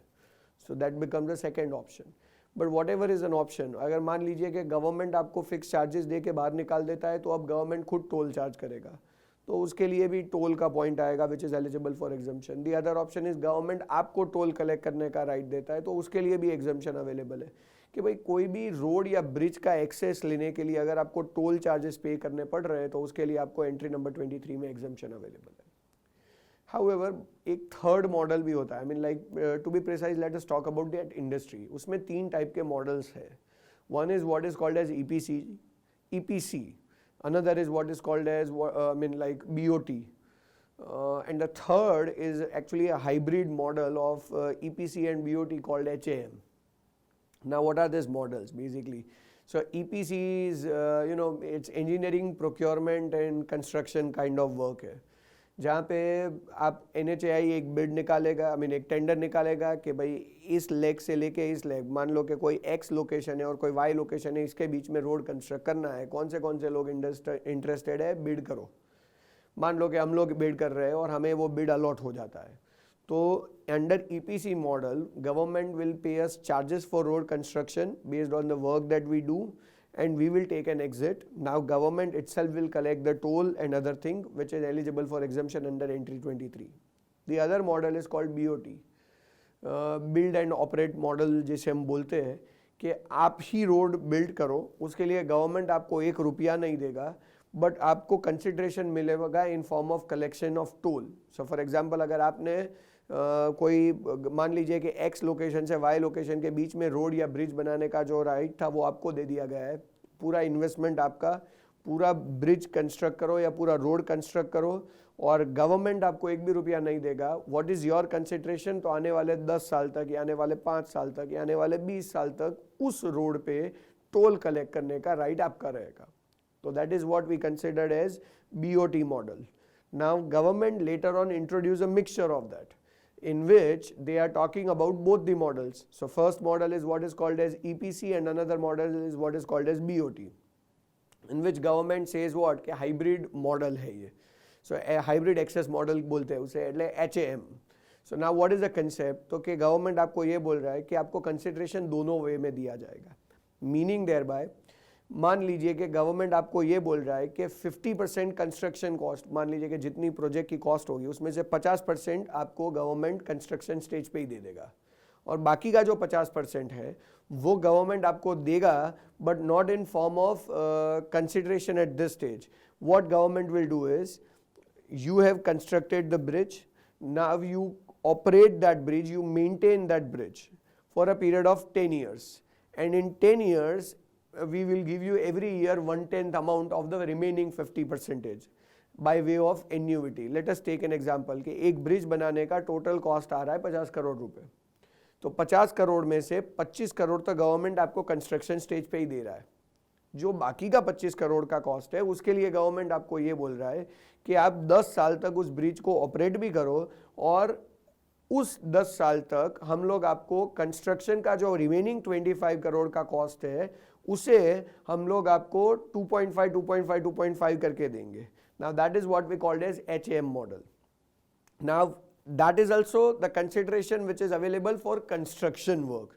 तो उसके लिए एक्चुअली एग्जम्पशन नहीं है. क्यों? तो कि 50 करोड़ का कॉस्ट था, 25 करोड़ अपफ्रंट दे दिया और बाकी का 25 करोड़ 10 इंस्टॉलमेंट में दिया है, 2.5 crore bye way of annuity. तो एग्जम्पशन एंट्री उसके लिए भी नहीं है. So what is the logic of exemption entry? तो कि अब आपको 10 साल तक उस ब्रिज को ऑपरेट करने का काम दिया, तो 10 साल तक उस ब्रिज को ऑपरेट करने का काम दिया, तो उसका कंसिडरेशन कहाँ गया? तो कोई बोले वो 2.5 करोड़ 10 साल तक दिया ना. नहीं फ्रेंड्स, वो तो कंस्ट्रक्शन का कॉस्ट था. सी नीड टू अंडरस्टैंड दिस. आपको बोला है कि ब्रिज बनाइए, ब्रिज बनाने का टोटल कॉस्ट है 50 करोड़, उसमें 25 करोड़ गवर्नमेंट आपको अपफ्रंट दे रहा है. और बाकी का जो 25 करोड़ है जो कंस्ट्रक्शन कॉस्ट की टूवर्ड्स है वो 2.5 करोड़ 10 साल के लिए आपको मिलेगा हर साल, बराबर। सो ये हो गया कंस्ट्रक्शन का total consideration which is 50 CR। Now we are moving towards a subsequent point where by we say कि we are not talking about the upfront 50 crore और 25. Now the concern is for 10 years you have to maintain that bridge. So for that also you need some consideration. So for that government is saying that okay, every year we'll give you 50 lakhs extra or we'll give you 1 crore extra. Now that is actually option ये हो सकता है कि आपको बोल दे कि okay 10 साल तक आप टोल भी कलेक्ट करो। The other option is आपको गवर्नमेंट एक एन्यूटी में एक अमाउंट डिसाइड करके दे दे कि ओके टोल हम कलेक्ट करेंगे बट एन्यूटी के फॉर्म में हम आपको एक फिक्स अमाउंट दे देंगे एवरी ईयर 50 lakhs और every year 1 crore because you are maintaining that road और you are maintaining that bridge. So since you are maintaining that road और मेंटेनिंग दैट ब्रिज तो उसके लिए आपको पैसे मिलने चाहिए। वो पैसे गवर्नमेंट आपको नेचुरल कोर्स में देता है कि आपको टोल कलेक्ट करने देंगे, बट यहाँ पे गवर्नमेंट टोल खुद कलेक्ट करेगा और उसके जगह आपको एक फिक्स एन्यूटी पे कर देगा। तो that is where the exemption entry is available which says कि जब आपको टोल कलेक्ट करने का राइट दिया गया हो वो टोल कलेक्ट करने के लिए आप एक्चुअल टोल कलेक्ट करें या फिर आपको एन्यूटी में एक फिक्स अमाउंट गवर्नमेंट की तरफ से दे दिया जाए, वो है तो एक टाइप का टोल कलेक्शन ही, तो उसके लिए एग्जम्पशन अवेलेबल है। So that is where we talk about entry 23A। In fact मैं बताऊं फ्रेंड्स और भी एग्जाम्पल हो सकता है एन्यूटी का।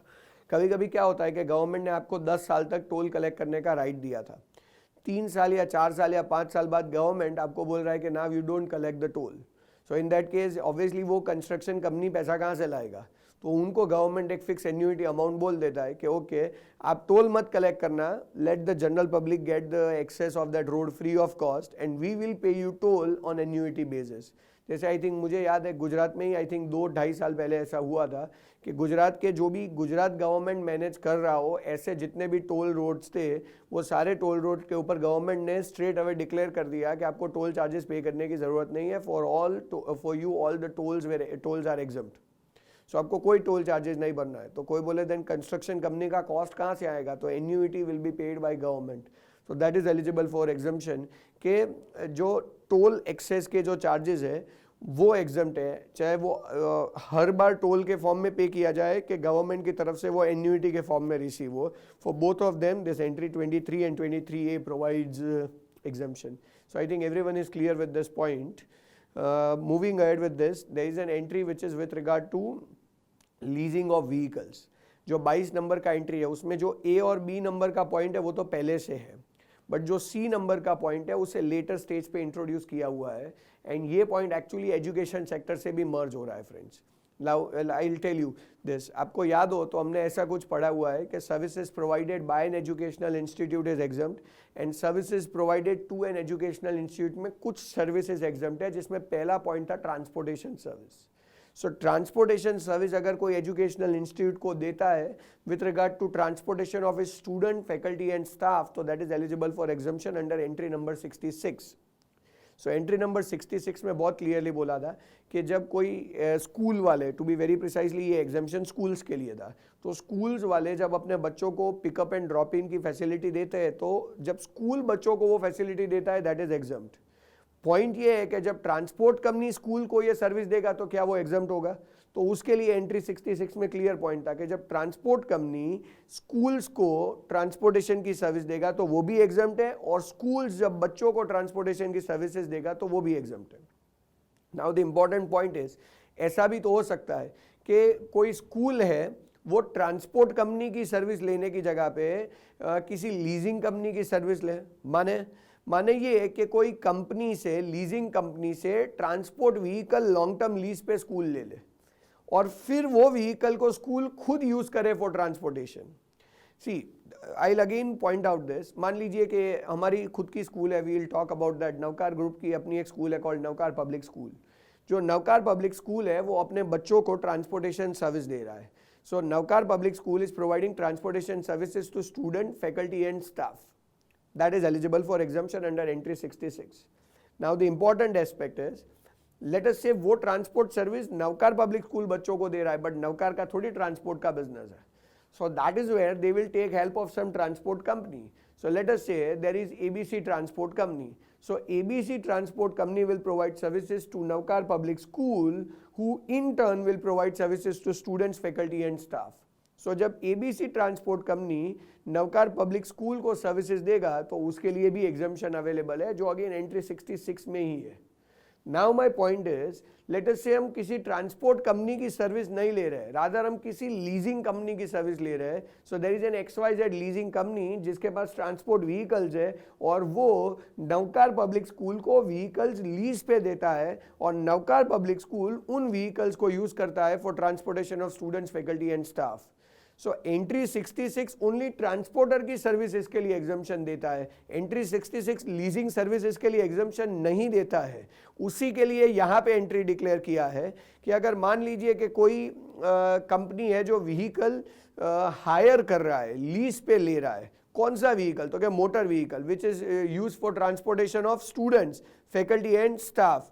सो द पॉइंट इज कि जिसको ये सर्विसेज हायर, जो ये सर्विसेज हायर कर रहा है, देखो क्लियरली बोला है services by way of giving on higher.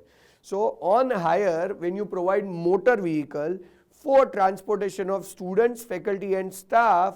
So to a person providing services of transportation of students, faculty and staff to an educational institute providing services by way of preschool and education up to higher secondary or equivalent. तो उसके लिए exemption available है. So ये एक line में आगे किया गया है कि अगर मान लीजिए कि नवकार पब्लिक स्कूल बच्चों को सर्विस देता है, okay exempt. Navkar public school को एबीसी ट्रांसपोर्ट कंपनी सर्विस देता है, okay exempt. ABC transport company को XYZ लीजिंग कंपनी सर्विस देता है तो that is also eligible for exemption. So XYZ leasing company is providing services to ABC transport company and ABC transport company is providing services to Navkar public school. तो all of them are eligible for exemption. यहाँ पे कहीं पे भी GST charge नहीं होगा, सो that the transport companies do not face the problem. क्योंकि अगर लीजिंग कंपनी ट्रांसपोर्ट कंपनी को सर्विस देगा जहाँ पे GST चार्ज होगा और ट्रांसपोर्ट कंपनी अगर वही सर्विसेज आगे देता है स्कूल्स को जहाँ पे GST चार्ज नहीं होगा, तो then in that case transport company का कॉस्ट अपेरेंटली बढ़ जाएगा. और अगर वो ट्रांसपोर्ट कंपनी का कॉस्ट अपेरेंटली बढ़ जाएगा तो अल्टीमेटली वो स्कूल्स के ऊपर पास ऑन होगा और अकॉर्डिंगली स्कूल्स की फीस बढ़ जाएगी. तो एजुकेशन विल बिकम कॉस्टली, जो बेसिक ऑब्जेक्टिव नहीं है. इसके लिए यहाँ पे स्पेसिफिक एंट्री डिक्लेयर किया हुआ है 22 नंबर में, दैट इज C नंबर का पॉइंट के motor vehicle which are used for transportation of students, faculty and staff, and when they are given on hire to a transport company who is providing services to educational institute, तो उसके लिए exemption available हो जाएगा. तो I think everybody is clear with entry number 22. Let us talk about few more entries. I think there are entries with regard to transportation. So this very clearly says it's entry number 19, then there is entry 19A, there is entry 19B also. This says transportation of goods by an aircraft. ये point पहले से है और वही continue हो रहा है. Transportation of goods by an aircraft from a place outside India up to the custom station of clearance in India. Now from outside India up to India अगर आप ट्रांसपोर्टेशन कर रहे हो by air, ये सारे पॉइंट्स इंपॉर्टेंट है. See, it is not by sea, it is not by road. This is purely applicable when it is by air. By air क्या कर रहे हो? Transportation from a place outside India up to a custom station in India, it is always eligible for exemption. So मान लीजिए कि Dubai से goods India लाए जा रहे हैं by air, तो that is eligible for exemption. But keep this in mind, only up to custom station in India. So for example, Dubai से वो goods अहमदाबाद लाए गए by air, and from Ahmedabad अगर वही goods आगे हैदराबाद भेजे गए by air, so from Dubai to Ahmedabad is eligible for exemption, but from Ahmedabad to Hyderabad there is no exemption. So that is where we talk about entry number 19. From Dubai to Ahmedabad is eligible for exemption. From Ahmedabad to Hyderabad is not eligible for exemption. I am talking about which entry, friends? Entry number 19. Moving ahead with that, but achha, very important na, entry number 19 is only for air. It is not for sea or not for road. और ये entry number 19 है, उसका exemption पहले से है, वो बाद में introduce नहीं हुआ है. जो later on introduce हुआ है वो 19A और 19B नंबर का एंट्री है. Let us talk about them, friends. It says services provided by way of transportation of goods by an aircraft from custom station of clearance in India. So वो था from a place outside India to India. ये actually reverse है. from a place custom station of clearance in India to a place outside India, तो उसके लिए जो exemption है वो यहाँ पे दिया हुआ है 19A. So you are talking about transport of goods by air from a place in India to a place outside India, तो उसके लिए exemption available है यहाँ पे, but that exemption is only valid till 30th September 2019. Now the important perspective is you need to understand this. इसमें बहुत सारे लोगों को concern होना चाहिए. I think all of you have heard, I mean all of you are aware of the place of supply rules. And place of supply rule में बहुत clear है, जो destination होगा goods का वही place of supply माना जाएगा. So मान लीजिए कि मैं अहमदाबाद से goods दुबई भेज रहा हूँ, तो उस केस में the place of supply is Dubai only. Now the important aspect is whether it should qualify as export services, because India से वो outside India भेजे जा रहे हैं, तो whether it should qualify as export services. So for being an export services, what is important is three things are important, friends.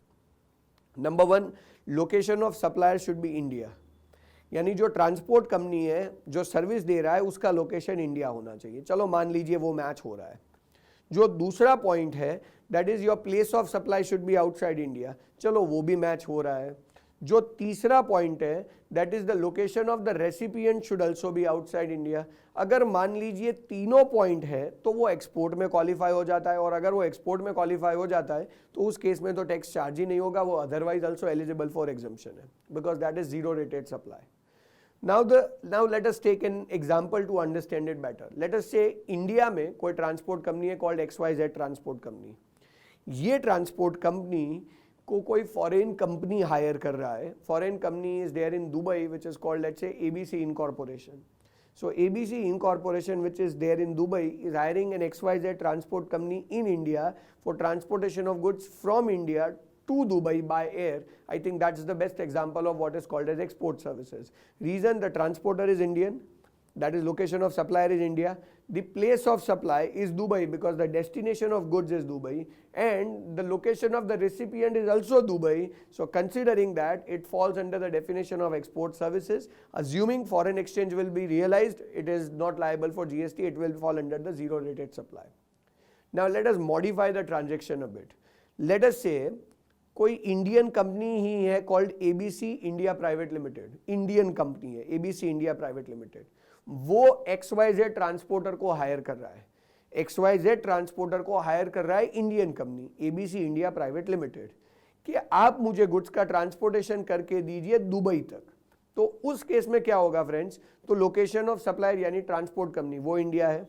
The place of supply जहां पे goods transport किए जा रहे हैं that is destination वो outside India है. So location of supplier India, place of supply outside India, but जो recipient of service है that is ABC India Private Limited वो भी इंडिया में है, तो उसे हम एक्सपोर्ट की डेफिनेशन में क्वालिफाई नहीं कर सकते. And since we can not define under that as export, so that means it is considered as transaction liable for GST. Now which tax should be charged? Okay, location of supplier is India and place of supply is outside India, so that means it is IGST matter. Now वो IGST जो charge ना हो उसके लिए ये entry number 19A है वो applicable हो जाएगा कि transport of goods by air from a place in India to a place outside India is eligible for exemption till 30th September 2019.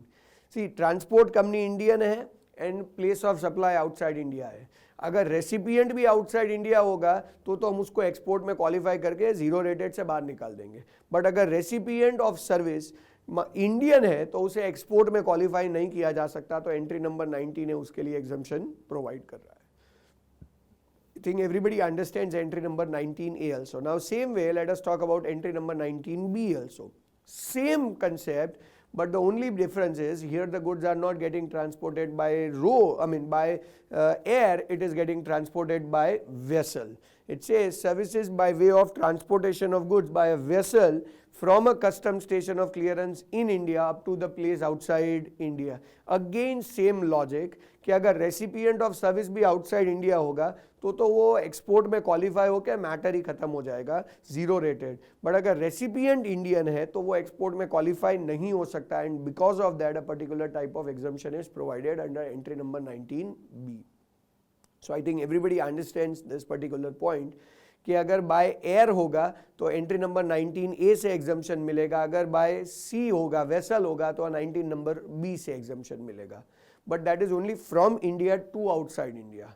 From outside India to India वाला जो point है, that is entry number 19, वो तभी applicable होगा when the transportation is by air, और वो exemption for ever है. It is not up to 30 September 2019, it is forever exemption. So I think everybody understands all the three entries, which is with regard to transportation plus leasing wala jo entry hai, that is 22 number entry. So let us talk about few remaining entries under the exemption chapter, friends. Yes friends, moving ahead with this, there is a new entry introduced which is called entry 77A. Now basically entry 77A is almost in the line of entry 77, जहाँ पे already exemption available है जब कोई unincorporated body या कोई non profit entity अपने members को services दे रहा हो और मेंबर्स से कंसिडरेशन रिसीव कर रहा हो, जिसके लिए ऑलरेडी 3 टाइप के एग्जम्पशंस तो अवेलेबल है. जहाँ पे पहला जो एग्जम्पशन है वो बहुत क्लियर है कि जब कोई जो अनइनकॉर्पोरेटेड बॉडी है या नॉन प्रॉफिट एंटिटी है वो रजिस्टर्ड हो चुकी है एज अ ट्रेड यूनियन. सो जब कोई ट्रेड यूनियन अपने मेंबर्स को सर्विसेज देता है और उनसे कंसिडरेशन लेता है तो that is always eligible for exemption. Further मान लीजिए कि कोई अनइनकॉर्पोरेटेड बॉडी या नॉन प्रॉफिट एंटिटी है, वो अपने मेंबर्स को ऐसी कोई सर्विस दे रहा है जो पहले से ही एग्जम्प्ट है और उसके लिए अपने मेंबर्स से कंट्रीब्यूशन ले रही है, तो that is also eligible for exemption. Further अगर मान लीजिए कि जो अनइनकॉर्पोरेटेड बॉडी या जो नॉन प्रॉफिट एंटिटी है वो कोई हाउसिंग कॉलोनी है और उसका कोई एसोसिएशन है, तो वो अपने मेंबर को थ्रू आउट द मंथ जो भी सर्विसेज देता है उसके लिए ऑब्वियसली उनसे मेंटेनेंस का एक्सपेंस मांगता है. So if that maintenance expense which is getting reimbursed by the member to the society is up to 7500 per month per member, then also that is eligible for exemption. So ये 3 entries तो already available है, जहाँ पे एक trade union के regarding है, दूसरा कोई भी सर्विसेज हो जो by nature of service he exempt है, और तीसरा रेसिडेंशियल सोसाइटी का कोई एसोसिएशन हो जो अपने मेंबर्स को मेंटेनेंस और उसके लिए सर्विसेज देता हो और उनसे कंट्रीब्यूशन लेता हो. तो ये तीनों के लिए तो फ्रेंड्स ऑलरेडी एग्जम्पशन है एंट्री 77 में. But a new entry has been introduce on the same line कि जब कोई अगेन अनइनकॉर्पोरेटेड बॉडी हो या नॉन प्रॉफिट एंटिटी हो जो अपने ही मेंबर्स को सर्विसेज दे रहा है. क्या टाइप की सर्विसेज दे रहा है, तो क्या पर्पस है उस बॉडी का या एंटिटी का, तो उसके लिए 2 पॉइंट अवेलेबल है. या तो वो कोई एग्रीकल्चरल बेस्ड अनइनकॉर्पोरेटेड बॉडी या नॉन प्रॉफिट एंटिटी है जो एग्रीकल्चरल लेबर्स और फार्मर्स के लिए काम कर रहा है, तो उसके लिए पॉइंट है कि वो कोई ऐसी एक्टिविटी अंडरटेक कर रहा है which is resulting into the welfare of industrial labourers और फार्मर्स और इंडस्ट्रियल लेबरर्स और एग्रीकल्चरल फार्मर्स और इवन एग्रीकल्चरल लेबरर्स. तो ये उनके बेनिफिट के लिए काम कर रहा है, कोई एक्टिविटी कर रहा है. सो कौन, तो क्या अनइनकॉर्पोरेटेड बॉडी और नॉन प्रॉफिट एंटिटी किसके बेनिफिट के लिए काम कर रहा है, तो इंडस्ट्रियल लेबर्स के या एग्रीकल्चरल लेबरर्स के या फिर फार्मर्स के बेनिफिट के लिए, वेलफेयर के लिए काम कर रहा है. और ऑब्वियसली उसके लिए वो उन्हीं फार्मर्स को या लेबरर्स को मेंबर बनाएगा और उन मेंबर से कंट्रीब्यूशन लेगा. कितनी अमाउंट तक का, तो क्या 1000 पर मंथ पर मेंबर तक का कंट्रीब्यूशन लिया जा रहा है. सो मान लीजिए कि अगर फार्मर्स लोगों का कोई एक एसोसिएशन बन रहा है जो उन्हीं फार्मर्स के वेलफेयर के लिए काम कर रहा है, जहाँ पे हर फार्मर मेंबरशिप लेने के लिए 1000 per member per year, I'm sorry, not per month, it is per year, 1000 per member per year तक के जो चार्जेस अगर लिए जा रहे हैं तो that is always eligible for exemption. So important ये है कि ये जो एसोसिएशन है वो कौन से लोगों का है, तो कि very clearly association has been formed for industrial laborers, agricultural laborers और farmers. जो क्या काम करेगा, तो कि अपने ही मेंबर्स के लिए वेलफेयर का काम करेगा और उसके लिए वो मेंबर से कितना कंसिडरेशन लेगा, तो कि it is up to an amount of 1000 per member per year, not month, I am sorry. जो रेसिडेंशियल वाला था वहाँ 7500 पर मंथ था, बट यहाँ पे तो 1000 पर ईयर है, तो that is not eligible for, that is eligible for exemption. उससे ज़्यादा होगा तो it is liable for GST. Similar way एक और पॉइंट है कि कोई मान लो कि एक और अनइनकॉर्पोरेटेड बॉडी है या नॉन प्रॉफिट एंटिटी है जो ट्रेड, कॉमर्स, के प्रमोशन के लिए काम कर रहा है, जो इंडस्ट्री के प्रमोशन के लिए, एग्रीकल्चर के promotion, art, science, literature, culture, sports, education. So it is very broad. I mean, like social welfare, charitable activities, protection of environment, so many purposes are given. So ये कोई भी objective के लिए कोई unincorporated association या body बनाया गया है, वो अपने मेंबर्स के प्रमोशन के लिए काम कर रहा है, वो प्रोटेक्शन ऑफ एनवायरनमेंट के लिए काम कर रहा है, वो चैरिटेबल एक्टिविटीज़ कर रहा है, वो सोशल वेलफेयर के काम कर रहा है, वो business promotion, education promotion, sports promotion के काम कर रहा है, और उनके जो मेंबर्स हैं उनके लिए काम कर रहा है, जहां हर मेंबर से जो चार्जेस लिए जाते हैं वो है up to ₹1000 per year. So it is eligible for exemption. So that is where entry 77A has been introduced. Keep this in mind. It is nothing but an addition to entry 77, जिसमें already association अपने members को services दे तो exemption है. जैसे कि trade union तो irrespective of amount involved exemption है. जब association ऐसी कोई service दे रहा है जो पहले से ही exempt है तो irrespective of amount involved exemption मिल जाता है. जब एसोसिएशन अपने मेंबर्स को रेसिडेंशियल कॉलोनी का एसोसिएशन है और अपने मेंबर को मेंटेनेंस देता है और सामने चार्जेस लेता है तो अप टू 7500 एग्जम्प्ट है. ये 3 पॉइंट तो ऑलरेडी थे.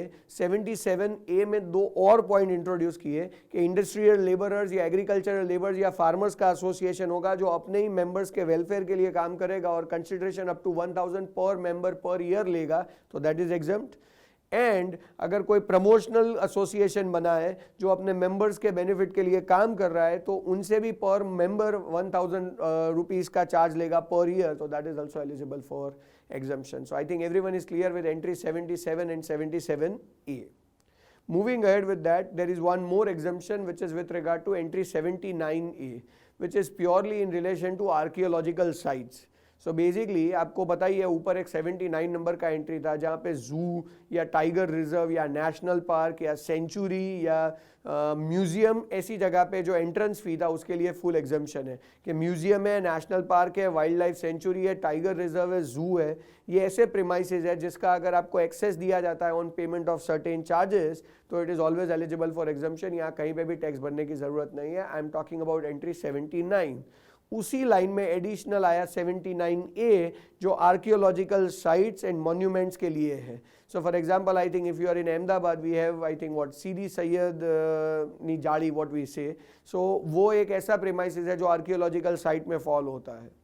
So for that it is always eligible for exemption. I think what we have in India is Taj Mahal. It is again an archaeological site. तो उसका जो एंट्रेंस फी है उसके लिए एग्जम्पशन अवेलेबल है. So basically protected monuments है which are declared under as an ancient monuments and archaeological sites and remains. तो उन सब के लिए अगर एक्सेस फीस चार्ज की जा रही है तो then they are always eligible for exemption. So Taj Mahal देखने जाना है आपको एग्जम्पशन मिल जाएगा. एंट्री फी के ऊपर आपको GST भरने की ज़रूरत नहीं है. So basically it should be considered as a kind of a protected monument और उनके लिए अगर एंट्रेंस फी चार्ज हो रहा है तो it is always eligible for exemption. And same way 81 number की एंट्री है जो पहले से थी कि भाई मान लीजिए कि कोई डांस कंपटीशन है या कोई म्यूज़िक कंपटीशन है या कोई कॉन्सर्ट है या फिर मान लीजिए सर्कस है या ड्रामा है या फिर मान लीजिए कोई ब्यूटी पेजेंट है या अवार्ड शो है या फिर कोई स्पोर्ट्स का कंपटीशन है, रिकॉग्नाइज और अदर देन रिकॉग्नाइज, जहाँ पे एंट्रेंस फ़ी चार्ज की जा रही है. तो वहाँ पे पहले बोला था कि कंसिडरेशन अगर 250 रुपये तक है तो एग्जम्प्ट है. अब बोला है कि कंसिडरेशन अगर 500 रुपये तक है तो एग्जम्प्ट है. So I think that is entry number 81 जिसमें खाली अमाउंट मॉडिफाई हुआ है. पहले ये एग्जम्पशन तो था ही, इट जस्ट दैट पहले एग्जम्पशन के लिए लिमिट 250 रुपया था पर person entrance fee. Now the limit is 500 पर पर्सन एंट्रेंस फी. अगर 500 रुपीज़ से कम है तो इट इज़ एग्जम्प्ट, 500 रुपीज़ से ज़्यादा है तो it is always liable for GST. तो friends, I think we have discussed almost all the exemptions, or rather I would say all the exemption amendments which are there, and we have covered up all of them in depth. So I think आप सब लोगों को exam के लिए exemption chapter के लिए credit रहेगा.